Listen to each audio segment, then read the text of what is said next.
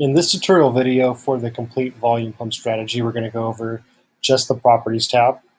And this is where you can set your capital settings, how you use that capital, and then also your commissions and slippage. So I'll explain each of these one by one. So you would set up your initial capital here, whatever that may be. If it's 5,000 or 50,000 or whatever amount you're using, you set that up here.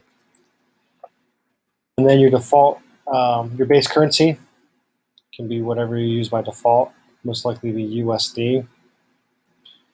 And now your order size, you can do a couple different things. You can use a fixed order amount.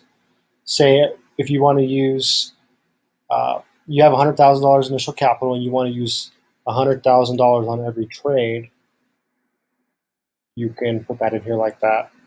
Or if you want to use, say, half of it, you can do that. Or if you want to use a percentage of your equity on each trade, you can do that also. So if you want to use 100% of whatever your balance is every time, you can do that, or you can set it to be half, and you can use whichever settings you like. So those are your options there. Pyramiding is not used in this strategy, so you can just ignore that. Your commission, you will set that based on your exchange.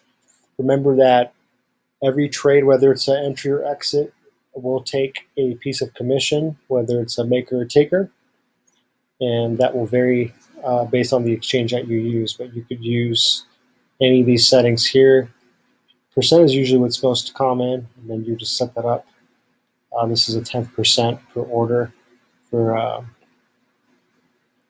the exchange that we're currently using. Now, verify price for limit orders. Don't really have to use this much for anything. Slippage is pretty much built into the percentage up here. It doesn't have a percentage, it just ticks. So it's more for the futures market. But it's probably best to just build it into your commissions. So it's calculated in the strategy. So you could take your maker taker fees and then also add maybe a nice cushion for commission and have that calculated through that.